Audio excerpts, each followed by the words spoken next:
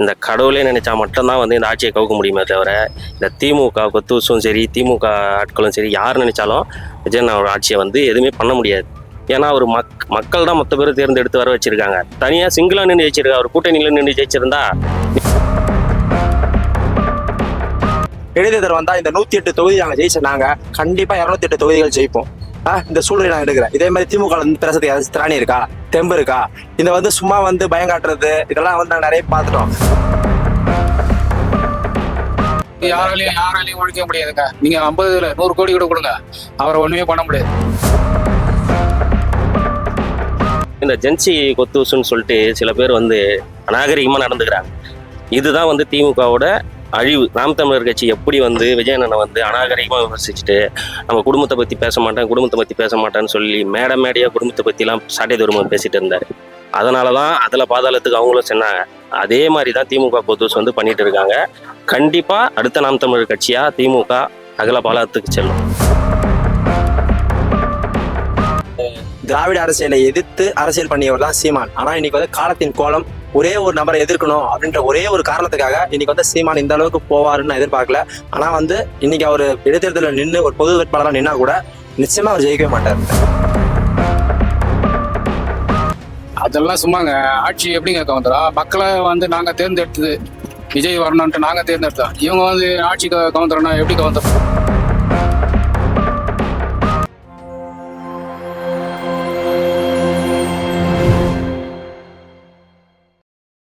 இந்த ஆட்சியை கவுக்கிறதுக்காக திமுக தலைவர் ஸ்டாலின் அவர்கள் குறிக்கோளோட இருக்காருன்ற மாதிரி தெரியுது. அதை பத்தி உங்களோட பார்வை என்ன? திமுக மட்டும் கிடையாது, எடப்பாடியிலிருந்து ஆரம்பித்து எல்லாருமே அந்த கண்ணோட்டத்தில் தான் வந்து வேலை செஞ்சுட்டு இருக்காங்க. அவங்களுக்கு ஒன்றே ஒன்று சொல்லலாம், இந்த கடவுளே நினைச்சா மட்டும்தான் வந்து இந்த ஆட்சியை கவுக்க முடியுமே தவிர, இந்த திமுக கொத்தூசும் சரி, திமுக ஆட்களும் சரி, யார் நினைச்சாலும் விஜயன் அவர் ஆட்சியை வந்து எதுவுமே பண்ண முடியாது. ஏன்னா அவர் மக்கள் தான் மொத்த பேரும் தேர்ந்தெடுத்து வர வச்சிருக்காங்க. தனியாக சிங்கிளா நின்று ஜெயிச்சிருக்கா, அவர் கூட்டணியில் நின்று ஜெயிச்சிருந்தா நீங்கள் சொல்கிறதெல்லாம் ஓகே. அவர் சிங்கிளா நின்று மெஜாரிட்டி ஜெயிச்சிருக்காரு. அவர் ஆட்சியை கவுக்கணும்னு நினைச்சா அடுத்த மெஜாரிட்டியோட அவர் ஆட்சி அமைப்பாரை தவிர அதுக்கு கம்மியாக அவருக்கு போகிறதுக்கான வாய்ப்பே கிடையாது. இப்போ இந்த ஜென்சி கொத்தூசுன்னு சொல்லிட்டு சில பேர் வந்து அநாகரிகமாக நடந்துக்கிறாங்க. இதுதான் வந்து திமுகவோட அழிவு. நாம் தமிழர் கட்சி எப்படி வந்து விஜயண்ணனை வந்து அநாகரிகமாக விமர்சிச்சுட்டு நம்ம குடும்பத்தை பற்றி பேச மாட்டேன்னு சொல்லி மேடையாக குடும்பத்தை பற்றிலாம் சாட்டை தூரமாக பேசிட்டு இருந்தார். அதனால தான் அதில் பாதாளத்துக்கு அவங்களும் சொன்னாங்க. அதே மாதிரி தான் திமுக கொத்தூஸ் வந்து பண்ணிட்டு இருக்காங்க. கண்டிப்பாக அடுத்த நாம் தமிழர் கட்சியாக திமுக அகல பாதாளத்துக்கு செல்லும். ஊத்தங்கரை எம்எல்ஏ ஒருத்தருக்கு 35 கோடி கொடுக்கறதா சொல்லியிருக்காங்க. ஒரு பேரம் நடந்திருக்கு. அதை நீங்க எப்படி பாக்குறீங்க? ஒரு எம்எல்ஏக்கு 35 கோடினா எப்படியோ ஒரு 20-25 எம்எல்ஏ இல்லாமல் அவங்களால வந்து ஆட்சியை கவுக்க முடியாது. அப்போது ஒரு எம்எல்ஏக்கு 35னா அப்போ 20-25 எம்எல்ஏக்கு எவ்வளோன்னு பாருங்கள். அவ்வளவும் மக்கள் பணம் தான். மக்கள் வந்து எல்லாம் தெளிவாக தாங்க முடிவெடுத்திருக்காங்க. தெளிவாக முடிவெடுத்து தான் விஜய் அவர்களை வந்து ஆட்சியில் அமர்த்தியிருக்காங்க. இதை வந்து ஸ்டாலின் ஸ்டைலில் சொல்லணும்னா விஜய் அவர்களோட ஆட்சியை கவுக்கிறதுக்கு எந்த கொம்பனாலையும் முடியாது. ஸ்டாலின் அவர்கள் வந்து 6 மாசத்துல இந்த ஆட்சி கவுந்துரும், அடுத்த எலெக்ஷனுக்கு நம்ம தயாராகணும்னு சொல்லியிருக்காரு. அதை பற்றி என்ன சொல்றாரு? இன்னைக்கு 6 மாசத்துல கவுந்துரும், 1 வருஷத்துல கவுந்துரும் இன்னைக்கு திமுக சொந்த நிறைய பேர் வந்து அரைக்க விட்டுட்டு இருக்காங்க. ஆனா வந்து இந்த ஆட்சி கவரட்டும். நான் ஒரு திமுக தாவேகா தொண்டனா சொல்றேன், இந்த ஆட்சி கவுந்துட்டு இடைத்தேர்தல் வரட்டும். இடைத்தேர்தல் வந்தா இந்த 108 தொகுதி நாங்க ஜெயிச்சிருந்தாங்க, கண்டிப்பா 208 தொகுதிகள் ஜெயிப்போம். இந்த சூழ்நிலை நான் எடுக்கிறேன். இதே மாதிரி திமுக பேசுறதுக்கு ஏதாச்சும் திராணி இருக்கா, தெம்பு இருக்கா? இதை வந்து சும்மா வந்து பயம் காட்டுறது, இதெல்லாம் வந்து நாங்க நிறைய பார்த்துட்டோம். மக்கள் செல்வாக்கால நடக்கிற ஆட்சி இது மக்களுடைய ஆட்சி, மக்களால் ஆன மக்கள் ஆட்சி இது. நீங்க வந்து இந்த ஆட்சியை கவுத்துருவீங்க, நீங்க இது பண்ணிடுவீங்க, குதிரை பேரம், யானை பேரம், கழுதை பேரம், ஒட்டக பேரம்லாம் சொல்லிட்டு இதெல்லாம் வேலைக்கே ஆகாது. இது வந்து மக்களால் தேர்ந்தெடுக்கப்பட்ட ஆட்சி. இது வந்து மக்களுக்கு கொடுத்த தீர்ப்பு. ஓகேங்களா? நீங்க வந்து சும்மா வந்து இந்த ஆட்சியை கவுத்துருவன்ற பேர்ல வந்து எங்களுக்கு பயம் காட்டுறது வேலைக்கே ஆகாது. ஊத்தங்கரை எம்எல்ஏக்கு 35 கோடி தர ஆட்சியை கவுக்கணும்னு சொல்லி பேரம் பேசியிருக்காங்க. அதனால வந்து ஒரு 4 பேர் வந்து கைது செய்யப்பட்டிருக்காங்க. செந்தில் பாலாஜும் அவர் தம்பி வந்து தலைமறைவா இருக்காங்க. அதை எப்படி பாக்குறீங்க? ஆக்சுவலா வந்து நம்மள தாவே காட்சி வந்து குதிரை பேரம், யானை பேரம்னு சொல்லிட்டு இருந்தாங்க. இன்னைக்கு வந்து ஆட்சியை கவுக்கிறதுக்கு எதிராக சதி பண்ணிட்டு இருக்காங்க. ஆனா வந்து நான் இன்னைக்கும் சொல்றேன், தமிழக வெற்றி கழகம் இன்னும் 20-30 ஆண்டுகளுக்கு தமிழகத்தில் காலூன்றி வேரூன்றி நிற்கும். தமிழகத்தில் ஆட்சியை பிடிக்கும் ஒரே கட்சி தமிழக வெற்றி கழகம் மட்டும்தான். இந்த கட்சியை யாராலையும் வீழ்த்த முடியாது. இது மக்களால் ஆன கட்சி. இது தலைவரால் மட்டுமான கட்சி கிடையாது. இது வந்து ஒரு சாமானிய மக்களால் உருவாக்கப்பட்ட கட்சி இது. அதனால வந்து நீங்க 100 கோடி கொடுத்தாலும் அவன் போக மாட்டான். ஏன்னா வந்து அவன் 33 வருஷமா கொடி பிடிச்சி வேர்வை சிந்தி ரத்தத்தை சிந்தி நம்ம விஜய் மக்கள் இயக்கத்துக்காக இருந்தவங்க எங்க இருக்காங்க. அவ்வளவு ஈஸியா அங்க விட்டுற மாட்டோம். இதெல்லாம் தான் காலத்தின் கட்டாயம். காலம் வந்து எவ்வளவு அழகானதுன்னு பாருங்க. ஒருத்தரை வந்து நீங்க எவ்வளவுலாம் ஒரு அடக்குமுறை பண்ணி நீங்க அவமானப்படுத்தணும்னு நினைச்சீங்களோ இந்த காலம் வந்து ஒரு சரியான நபரை தான் தேர்ந்தெடுத்திருக்கு. சரியான நபர் யாரை எங்க உட்கார வைக்கணும்ன்றது இந்த காலத்துக்கு தெரிஞ்சதுனாலதான் இன்னைக்கு இந்த மாற்றம் நிகழ்ந்து இருக்குது. இப்போ 6 மாசத்துல வந்து ஆட்சி கவுந்துரும் அப்படின்னு ஸ்டாலின் அவர்கள் சொல்லியிருக்காங்க. இந்த எலெக்ஷனுக்கு வந்து ரெடி ஆகணும்னு சொல்லி. அதெல்லாம் சும்மாங்க. ஆட்சி எப்படிங்க கவுந்துரும்? மக்களை வந்து நாங்க தேர்ந்தெடுத்தது விஜய் வரணும்ட்டு நாங்க தேர்ந்தெடுத்தோம். இவங்க வந்து ஆட்சி கவுந்துறோம்னா எப்படி கவுந்துரும்? 35 கோடி பேரம் பேசியிருக்காங்க தாவேகா எம்எல்ஏக்கு. அதனால வந்து 3 பேர் வந்து கைது செய்யப்பட்டிருக்காங்க. ஏங்க அது எப்படி பாக்குறீங்க? ஏங்க பணம் வந்து அவங்க கிட்ட அளவுக்கு மீறி இருக்கு. அதனால வந்து அவங்க 35 இல்ல 50 கோடி கூட அவங்க பேரம் பேசுவாங்க. ஏன்னா அவங்க கிட்ட அளவு மீறி இருக்கு பணம். அது வந்து பேரம் பேசுறது தப்பு தான். அது வந்து நல்ல நடவடிக்கை. நேற்று ஒரு நியூஸ் வந்து தினத்தந்தியில தினமலர்ல வந்திருக்கு. பேரம் பேசுறது வந்து ஸ்டாலின் அவர்களுக்கே தெரியாது, ஸ்டாலின் அவர்கள் தெரியாம இவங்களே பேசியிருக்காங்க அப்படின்னு சொல்றாரு. அது நம்புற மாதிரி இல்லையா? அப்படியெல்லாம் இல்லைங்க. தெரியாம மேல எடுத்து தெரியாத இருக்காது. ஒரு 50 கோடி 35 கோடி பேசுறாங்கனாக்கா யாருக்கும் தெரியாம எல்லாம் பேசல. எல்லாம் மேல இருக்கா எல்லாமே தெரிஞ்சுதான் பேசுறாங்க. இதுக்கெல்லாம் வந்து நல்ல ஒரு நடவடிக்கை எடுத்தா நல்லது. இடைத்தேர்தலில் வந்து ஸ்டாலின் அவர்கள் வந்து போட்டியிடறதா சொல்லியிருக்காங்க. அதை எப்படி பாக்குறீங்க? வெற்றி பெறுவாரா? இந்தியாவே கண்டிராத ஒரு ஆட்சியை நான் கொடுத்திருக்கேன் அப்படின்னு சொன்னவர் தான் ஸ்டாலின். ஆனா வந்து தமிழகத்தில் உள்ள ஒரு சட்டமன்ற தொகுதி கொளத்தூர் தொகுதியில வெகுஜன மக்களால் புறக்கணிக்கப்பட்டவர் தான் ஸ்டாலின். தோற்கடிக்கப்பட்டார். அவர் வந்து இன்னைக்கு வந்து திருச்சி கிழக்குல நான் நிக்க போறேன் அப்படின்ற மாதிரி ஒரு அவசர புதுசா ஒரு செய்தி நானும் கேள்விப்பட்டு இருக்கேன். நிக்கட்டும், மறுபடியும் அவர் தோற்கடிக்கப்படுவார். ஏன்னா வந்து தமிழகம் கண்டிராத ஒரு ஆட்சியை சொன்னார் பாத்தீங்களா, தமிழகம் கண்டிராத ஒரு மோசமான ஆட்சியை தான் அவர் கொடுத்துட்டு போனார். அதனால வந்து இந்த வெகுஜன மக்களால் நிச்சயமாக ஸ்டாலின் மறுபடியும் தோற்கடிக்கப்படுவார். பொது வேட்பாளராக இடைத்தேர்தலில் வந்து சீமான் அவர்கள் வெற்றி பெறுவாரா? இதை நானும் செய்தித்தாள்களில் பார்த்தேன். அம்பாசமுத்திரம் தொகுதியில் வந்து சீமான பொது வேட்பாளர் நிற்பாட்டு போறாங்கன்ற மாதிரி சொல்லிட்டு இருந்தாங்க. இதெல்லாம் வந்து திராவிட அரசியலை எதிர்த்து அரசியல் பண்ணியவர் தான் சீமான். ஆனா இன்னைக்கு வந்து காலத்தின் கோலம் ஒரே ஒரு நபரை எதிர்க்கணும் அப்படின்ற ஒரே ஒரு காரணத்துக்காக இன்னைக்கு வந்து சீமான் இந்த அளவுக்கு போவாருன்னு நான் எதிர்பார்க்கல. ஆனா வந்து இன்னைக்கு அவர் இடைத்தேர்தலில் நின்று ஒரு பொது வேட்பாளராக நின்னா கூட நிச்சயமா அவர் ஜெயிக்கவே மாட்டார். அதுதான் வந்து ஒரு காலத்தின் அதிசயமே. சீமான் மாதிரி ஆள் வெல்லவே முடியாது. நாம் தமிழர் கட்சி 4% 0.4% தான் போகுமே தவிர மறுபடியும் 8% போகிறதுக்கு வாய்ப்பே கிடையாது. திமுக அதிமுக அவர் தயவாளன் என்ன ஜெயிச்சிருவாரா? திமுக வந்து ஆட்சியில வராததுக்கு இன்னொரு காரணம் ஒண்ணு இருக்கு. ஒண்ணு ஆணவத்துல ஆடினாங்க. புரியுங்களா? ஆணவ பேச்சும் அதுதான் காரணம். அதே மாதிரி குடும்ப அரசியல். அடுத்த எலெக்ஷனுக்குள்ள இன்ப நிதியை கொண்டு வந்தா சந்தோஷமா இருக்கும். ஏன்னா விரைவில் திமுக அடியோடு அழியும். இன்ப நிதியை கொண்டு வந்தா அடியோடு அழியும். மக்கள் எல்லாம் புரிஞ்சுக்கிட்டாங்க. இளைஞர்கள் பக்காவா புரிஞ்சிருக்காங்க. இனி திமுக ஆட்சிக்கு வரவே கூடாது. கருணாநிதி குடும்பத்திலிருந்து ஆட்சிக்கு வந்த கடைசி முதல்வராக ஸ்டாலின் அவர்கள் தான் இருக்கணும். மட்டும் உதயநிதியும் வர முடியாது, இன்ப நிதியும் வர முடியாது, யாருமே வர முடியாது. எடப்பாடியால கூட ஆட்சிக்கு வரவே முடியாது இனி. ஏன்னா அவரும் ஆணவத்தில் ஆடுற ஒரு கேஸ் தான். நம்ம அதை எதுவும் சொல்றதுக்கு இல்லை. விஜய் அவர்கள் ஆட்சி அமைச்சு வந்து 60 நாள் 50 நாள் ஆகுது. அது எப்படி நான் பாக்குறீங்க? ஆட்சி சூப்பரா இருக்குங்க. அதாவது நமக்கு இந்த முதலமைச்சர் கிடைச்சது நம்ம கொடுத்து வைக்கணும். இந்த வாய்ப்பு நமக்கு நழுவி விட்டுருந்தா. ஆனா ரொம்ப இளைஞர்கள்லாம் ரொம்ப கஷ்டப்பட்டிருக்கோம். நாங்க ஆட்டோ தொழில் எல்லாமே நெளிவடைஞ்சு போயிருக்கோம். இன்னைக்கு வந்து அவர் முதலமைச்சராக இருந்தது ரொம்ப தமிழ்நாட்டுக்கும் நல்லது. இருக்கிற நம்ம எல்லா மக்களுக்கும் ரொம்ப நன்மையாயிடும். விஜய் அவர்கள் ஆட்சி வந்தது இந்த பாலியல் குற்றங்கள்லாம் அதிகமா இருக்கு. அவருக்கு ஆட்சி பண்ணவே தெரியல அப்படின்னு சொல்லி சிலர் விமர்சிக்கிறாங்க. அப்படியெல்லாம் இல்லைங்க. அதாவது பாலியல் தொல்லைன்றது இப்போ நடக்கல. இது வந்து ஒரு 5 வருஷத்துக்கு முன்னாடியில இருந்தே இருக்கு. இப்போ வந்து நடந்தா சொல்லலாம். அதோட தொடர்ச்சி தான் இப்போ. அதோட தொடர்ச்சி தான் இது. ஆரம்பத்திலேயே வந்து இவங்க கட்டுப்படுத்தி இருந்தா எவ்வளவு நல்லா இருந்திருக்கும். இவங்களும் ஆட்சிக்கு வந்து நல்லா இது பண்ணிருக்கலாம். இவங்க வராத காரணம் இதுதான். இவங்க வந்து கண்டுக்கவே இல்லை. பொருள் வந்து எக்கச்சக்கமாகி போச்சு. அது ஆரம்பத்திலேயே வந்து கட் பண்ணியிருந்தா இந்த அளவுக்கு ஆகியிருக்காது. இவங்க ஆட்சியில வந்துட்டு எல்லாமே வளர்த்து விட்டுட்டு இப்போ வந்து இவ்வளவு ஆயிடுச்சு அவ்வளவு ஆயிடுச்சுன்னு இவர் மேல பழி போட்டா அதெல்லாம் நல்லது கிடையாது. தமிழ் தேசியத்தை முன்னெடுத்து அரசியல் செய்த கட்சி இன்னைக்கு வந்து விஜய் எதிர்ப்பு அப்படின்ற ஒரு ஒற்றை இதுக்குள்ள சுருங்கிடுச்சு. இன்னைக்கு வந்து விஜய் எதிர்ப்புனால ஒண்ணுமே பண்ண முடியாது. ஏன்னா வந்து வெகுஜன மக்களோட ஆதரவால் இன்னைக்கு தமிழக முதல்வர் விஜய் முதல்வர் ஆயிருக்காரு. அதனால வந்து உங்களுடைய விஜய் எதிர்ப்பை வச்சுக்கிட்டே ஒண்ணுமே பண்ண முடியாது. சாட்டை தர்மம் தொடர்ந்து இப்பவும் அதே போலதான் வந்து பொய்யான செய்தியெல்லாம் பரப்பிட்டு வர. ஏன்னா யூடியூப் சேனல்ல பாக்குறோம் டெய்லியும் ஒரு இது. இப்ப வந்து என்ன சொல்றாருன்னா, இந்த வழக்கறிஞர்கள் நியமனத்துல வந்து 35 லட்சம் ரூபாய் லஞ்சம் வாங்கிட்டு தான் வந்து இந்த மாதிரி போஸ்டிங் போட்டிருக்காங்கன்னு சொல்லி அவர் ஒரு குற்றச்சாட்டு ஒரு வீடியோ ஒன்று பண்ணியிருக்காரு. அதுக்கு என்ன சொல்ல வரீங்க? சாட்டை துறைமுருகன் போன்ற ஆட்களுக்கு எல்லாம் நான் விமர்சனம் பண்ண ஒரு பதில் சொல்ல வேண்டிய அவசியம் கிடையாது. அந்த அளவுக்கு தாவேகா கட்சி தரந்து போகவில்லை. போட்டியே கிடையாது. இங்க 2 பேருக்கு நடுவில் தான் போட்டின்ற மாதிரி 2 பேர் நடுவில் தான் போட்டி. சும்மா வேடிக்கை பார்த்து வந்தவங்களும் பதில் சொல்ல வேண்டிய அவசியம் கிடையாது. தமிழக முதல்வர் விஜய் அவர்கள் வந்து சட்டசபையில எதுவுமே பேச மாட்டேங்கிறாரு. எதுவுமே பாய திறக்க மாட்டாருன்ற மாதிரி எதிர்க்கட்சிகள் வந்து விமர்சனம் பண்ணியிருக்காங்க. அது மட்டும் இல்லாம அவர் ஒரு செய்கை கட்டியிருந்தாரு, அது வந்து பெரும் விமர்சனத்துக்குள்ளாச்சுன்ற மாதிரி அவங்க சொல்றாங்க. இப்போ விஜய் அவர்கள் வந்து சட்டசபையில பேசலன்னு சொல்லி அதையும் வந்து தரக்குறைவா தான் விமர்சிச்சாங்க. கொத்தூஸ் அவர்களும் சரி, அந்த ஜென்சி மீட்டப்னு வச்சு செய்கிறாங்கல்ல, அவங்கலாம் வந்து தரக்குறைவா தான் பேசுனாங்களே கண்டி, அதை வந்து எப்படி சொல்லணுமோ அப்படி சொல்ல, அவங்க சொல்ற விதம் வந்து தவறாக தான் இருக்கு. ஆனால் அவர் உதயநிதி வந்து அன்னைக்கு வந்து விஜயன் வந்து ஒரு குட்டி கதை சொல்லியிருப்பாரு. அந்த குட்டி கதையை சொல்லிட்டு கடைசியாக ஒரு வார்த்தை சொல்லியிருப்பாரு.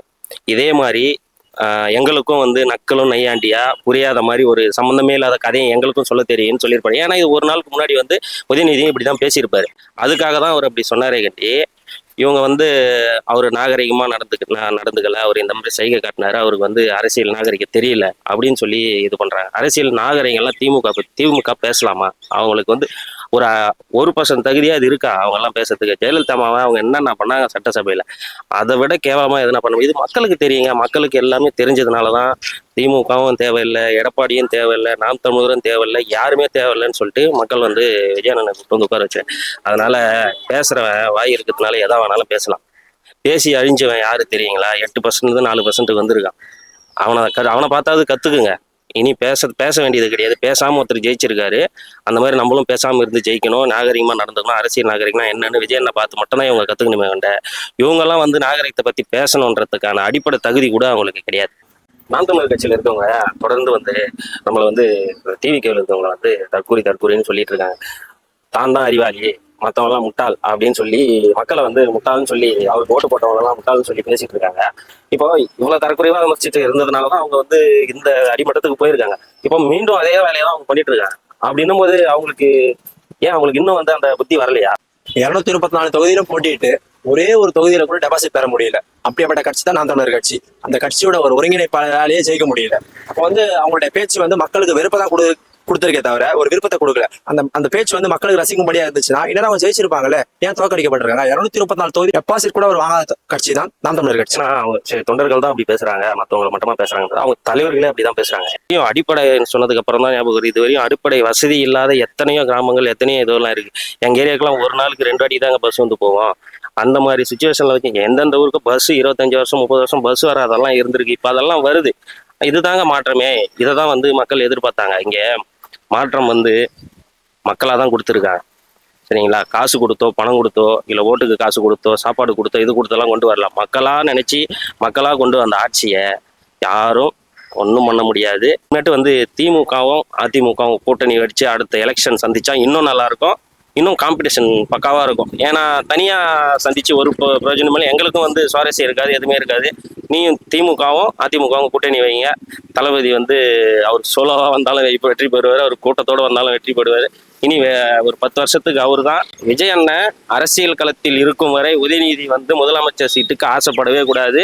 இனி வந்து நடக்க போகிற ஒவ்வொரு தேர்தலும் எதிர்கட்சிக்கு மட்டும்தான் தேர்தலே தவிர ஆளுங்கட்சிக்கான தேர்தலே கிடையாது. ஆளுங்கட்சி விஜய் அண்ணன் தான் அடுத்து 10 வருஷத்துக்கு 20 வருஷத்துக்கு அவர் தான் ஆளுவார்.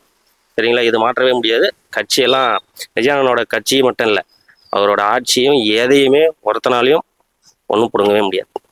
இப்போ அதிமுகவும் திமுகவும் சேர்ந்து அடுத்த எலெக்ஷன் சந்திச்சா எப்படி இருக்கும்?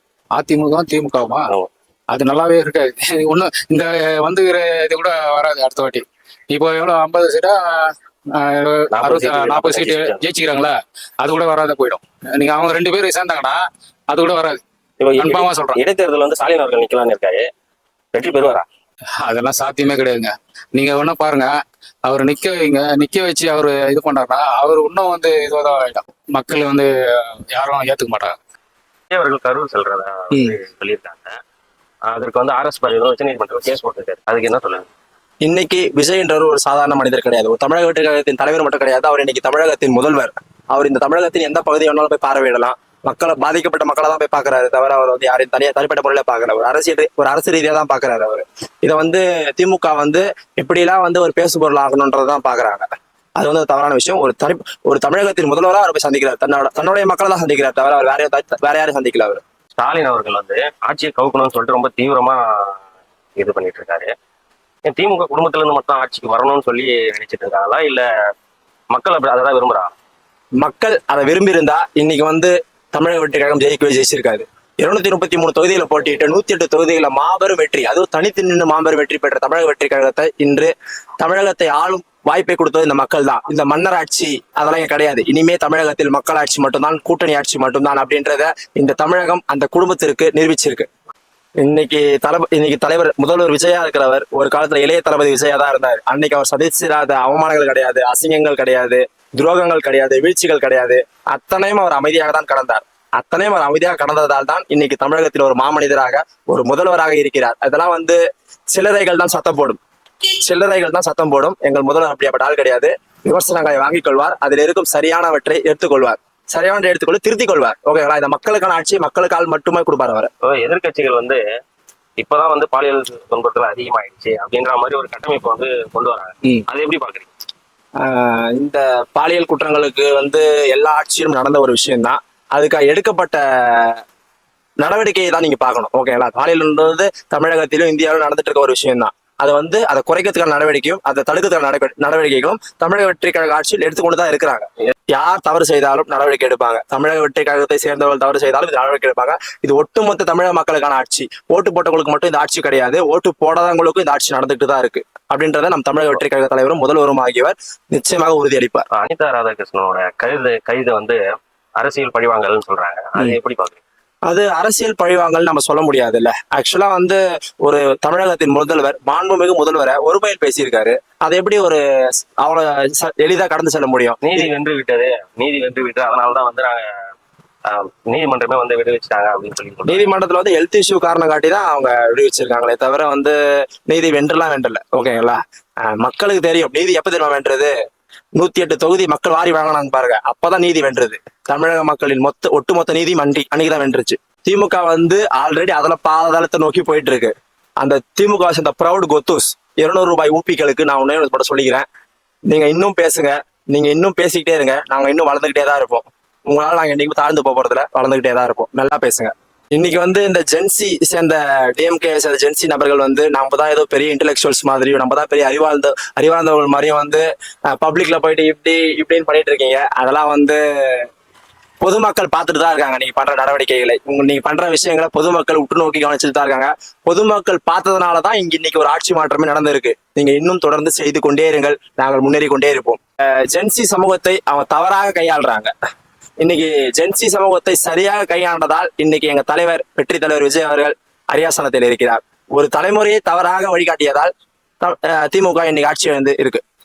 தேவாவேலு வீட்டுல ரைட் பண்ணியிருந்தாங்க. அதுக்கு சம்மன் கொடுத்துருக்காங்க. சம்மன் சேர்றதுக்கு முன்னாடி சிங்கப்பூர் ஹாஸ்பிட்டல் போயிட்டு சேர்ந்துட்டாரு. ஏங்க இதெல்லாம் இப்போ நடக்கலங்க.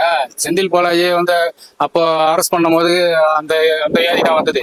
அது இப்போ தொடருது. இவங்க புதுசு கிடையாது. இவங்களுக்கு ஏதாவது ஒன்றுனாக்கா ரேடு வரும்போது எல்லாம் ஹாஸ்பிட்டல் தான் படுப்பாங்க. அதெல்லாம் தெரிஞ்சதான். இது புதுசு ஒன்றும் கிடையாது. அவர் இப்போ வந்திருக்காருங்க, தமிழ்நாட்டுக்கு மக்களுக்கு நல்லது செய்வாரு. அவர் அவர் நமக்கு எம்ஜிஆருக்கு அடுத்தபடி அவர் தாங்க அருமையா பண்றாரு. இன்னும் செய்வாரு. நம்ம ஏழைப்பட்டவங்களுக்கு நல்லது செய்ய தான் வந்துக்கிறாரு. ஆனா மக்களை தேர்ந்தெடுத்து உண்மையிலேயே ரொம்ப ஒரு வரப்பிரசாதம் தான். மக்களால் தேர்ந்தெடுப்பு ஆட்சி இது திமுக. இது யாராலையும் ஒழிக்க முடியாதுங்க. நீங்க 50 100 கோடி கூட கொடுங்க, அவரை ஒண்ணுமே பண்ண முடியாது.